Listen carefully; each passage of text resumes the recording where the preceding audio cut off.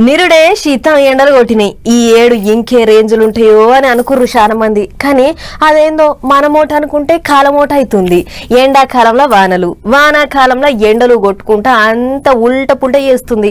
అసలు ఏ కాలంలో ఉన్నామో కూడా ఎరకైతలేదు అన్నట్లు ఆ సిరిసిల్ల జిల్లాను గాలి దుమారం ఆగమాగం చేసిందట. మరి ఏమైంది, ఏం కథ అనేది అట్లా పోయి చూసేసొద్దాం పార్రి.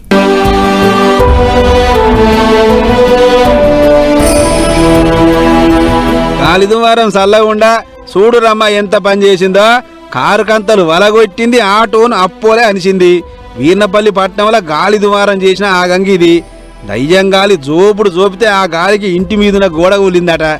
అంతే, పక్కమ్మటే పార్కింగ్ చేసిన ఈ బండ్ల మీద మట్టి పెడ్డలు పడి చెక్కలు అయిన బండ్లు. చూస్తుంటే కారుకి ఇంకా నెంబర్ పిల్లడిగినా రానట్లుంది. ఇంతలే దాని ఆవుసు తీరినంత పని అయింది.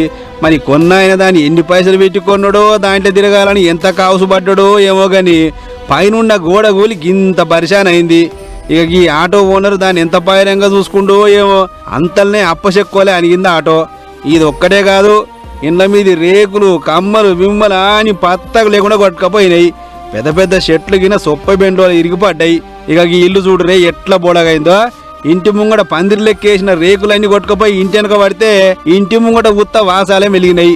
గిట్లనే మొన్న జగిత్యాల జిల్లా కోరుట్ల మండలం సుధా ఇదే కథ. నాగులపేటలో ఓ అన్న గోడ పక్కమెట్టే బండి పెడితే గాలి దుమారానికి గోడ కూలి కారు చెక్కలయింది. అటు ఎల్లారెడ్డిపేట మండలం తిమ్మాపూర్లో గాలి దుమారానికి మామిడికాయలన్నీ రాలిపోయినాయి. తెంపుదలకు రాకముందే గిట్లా రాలిపోతే ఎట్లలో రామచంద్ర అని నెత్తికి చేతులు పెట్టుకుంటారు రైతులు. ఇక మనకాడు ఇట్లుంటే అటు ఏపీలో వడగాడ్పులు తోలుతున్నాయి. ఐతారం నాడు 32 మండలాలలో వడగాడ్పులు గట్టిగా ఉండబోతున్నాయి అని హెచ్చరిక చేస్తుంటే అక్కడే అధికారులు.